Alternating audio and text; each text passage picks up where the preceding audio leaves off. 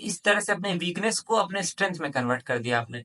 तो ये तरीका होता है, यही होता है स्ट्रेटजी, और कोई ऐसा जादू नहीं होता है। हेलो एवरीवन, आज हम लोग बात करने वाले हैं मैथ के स्ट्रेटजी के बारे में। एसएससी के एग्जाम्स आने वाले हैं और आप लोग बहुत ज्यादा क्वेश्चंस पूछ रहे थे कि मैथ्स की स्ट्रेटजी बता दीजिए कि मैथ्स को कैसे अटेम्प्ट करें, कैसे उसको पढ़ें, मॉक टेस्ट कैसे लगाएं, मैथ में टाइम बहुत लग जाता है, मैथ्स में नंबर कम आते हैं। तो ये सब के बारे में आज हम लोग इस वीडियो में डिटेल में बात करेंगे, और इस वीडियो के एंड होते होते आपको सारे क्वेश्चंस का आंसर मिल जाएगा, और आपका गारंटीड मॉक्स में भी मार्क्स इंक्रीज होगा, और मैथ में आपका कॉन्फिडेंस भी नेक्स्ट लेवल पे रहेगा। तो चलिए आज की इस वीडियो को शुरू करते हैं और बात करते हैं मैथ्स की स्ट्रेटजी के बारे में। तो सबसे पहले बात करते हैं कि मैथ्स में आपको कोर्स लेना चाहिए या फिर नहीं लेना चाहिए। देखो, हो सकता है बहुत से लोगों ने कोर्स लिया होगा, हो सकता है बहुत से लोग सेल्फ स्टडी करना चाहते हैं। तो आज की इस वीडियो में मैं दोनों के बारे में बात करता हूँ, ठीक है। तो सबसे पहले अगर आपने कोई कोर्स ले रखा है तो आप पहले उस कोर्स को खत्म करो, उससे प्रॉपर नोट्स बनाओ, ये आपका पहला स्टेप होना चाहिए। वहीं अगर किसी ने कोर्स नहीं ले रखा है तो आपको क्या करना है, आपको राकेश यादव सर के नोट्स को प्रिफर करना है, नोट्स को पढ़ना है। अब ये नोट्स आपको कहाँ से मिलेंगे और कौन से वाले सही हैं, क्योंकि अगर आप ऑनलाइन सर्च करने जाओगे तो आपको बहुत सारे नोट्स मिल जाएंगे, तो आप कहाँ कहाँ सर्च करते रहोगे। आपको कैसे पता चलेगा कौन सा एडिशन पहले है, कौन सा एडिशन बाद में है, और कौन सा सबसे बेस्ट है। तो ये सब की चिंता आपको नहीं करना है, आपको सिंपली कमेंट सेक्शन में दिए हुए लिंक पे जाके क्लिक करना है और वहां से आप बाय कर सकते हो, या फिर डिस्क्रिप्शन में भी लिंक रहेगा, वहां से भी आप बाय कर सकते हो। और अगर आप ये वीडियो को 2-3 महीने के बाद देख रहे हो तो आप टेंशन मत लो, आप मेरा टेलीग्राम चैनल ज्वाइन कर लो। वहां पर मैं लिंक्स को हर महीने अपडेट करता रहता हूँ, तो जो भी नए एडिशंस आते हैं तो वो सब आपको वहां पर मिल जाएंगे, और आपको ऐसे भटकना नहीं पड़ेगा कि कौन से बुक्स ऑर्डर करूँ, कौन सा लेटेस्ट एडिशन है नहीं है। तो कहीं भी भटकना नहीं पड़ेगा, आप सिंपली मेरा टेलीग्राम चैनल ज्वाइन करके वो बुक्स को वहां से ऑर्डर कर सकते हो, ठीक है। तो अब बात कर लेते हैं कि आपने नोट्स फ्लिप कर लिया या फिर आपने कोर्स से कंप्लीट कर लिया, मैथ को, मैथ का सिलेबस आपने कंप्लीट कर लिया, तब भी आपके मार्क्स नहीं आ रहे हैं। इसका दो रीजन हो सकता है। पहला तो ये कि आपने जो नोट्स बनाया है उसको आपने अच्छे से रिवीजन नहीं किया है, तो उसको अच्छे से रिवाइज कीजिए, ठीक है। इससे क्या होगा कि आपके दिमाग में वो कॉन्सेप्ट्स फीड हो जाएंगे, और जब जितना वो फीड होंगे ना उतने जल्दी वो बाहर निकलेंगे, ठीक है।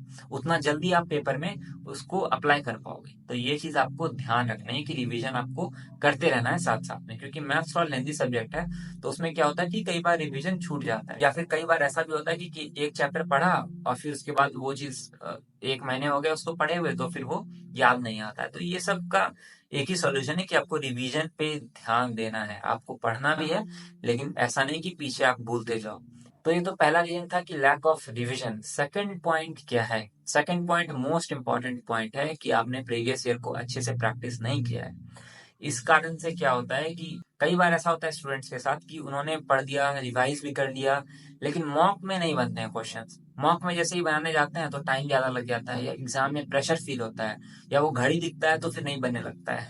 तो ये सब चीजें कॉमन चीज है, कॉमन दिक्कतें हैं, ये सबके साथ होती है। जैसे हम लोग की तैयारी स्टार्ट करते हैं ना, तो लगता है कि हमारे साथ ही हो रहा है, बाकी तो सब बहुत अच्छा है, लेकिन नहीं, सबके साथ होता है ये चीज, तो कॉमन है।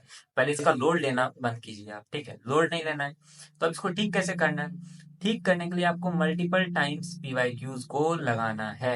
अब पीवाईक्यूज को कहाँ से लगाना है, तो उसका भी पीवाईक्यू का जो बुक है उसका लिंक मैं आप डिस्क्रिप्शन में दे दूंगा या फिर कमेंट में दे दूंगा।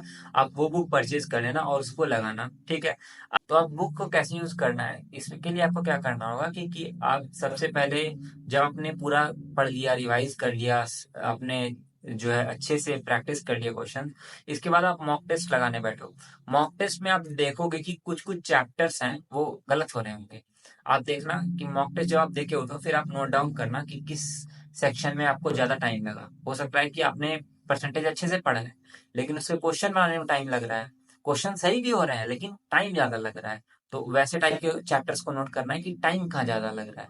दूसरा एक तरह का होगा कि जहां पर आप सिली मिस्टेक कर रहे हो उसको नोट करना है। और तीसरा होगा कि आपको कॉन्सेप्ट ही नहीं याद आ रहा है, आपको प्रॉफिट लॉस का कॉन्सेप्ट ही नहीं याद आ रहा है मॉक टेस्ट के टाइम, उसको नोट करना है। आपके पास 3 तरह के एरर हैं अभी। क्या क्या है 3 तरह के एरर? पहला, जो कि आपने गलती की है। दूसरा, जो कि आपने ओवर टाइम किया है, क्वेश्चन को ज्यादा टाइम दिया है। और तीसरा, आपने सिली मिस्टेक की है। अब देखो, सिली मिस्टेक वाले को तो आपको कॉन्शियसली अच्छे से देख के कि अच्छा यहाँ पे सिली मिस्टेक हो रही है, इसको नेक्स्ट मॉक में इम्प्रूव करना है, या फिर आप कहीं पे लिख लो उसको, ठीक है। इससे आपका सिली मिस्टेक वाला प्रॉब्लम तो खत्म।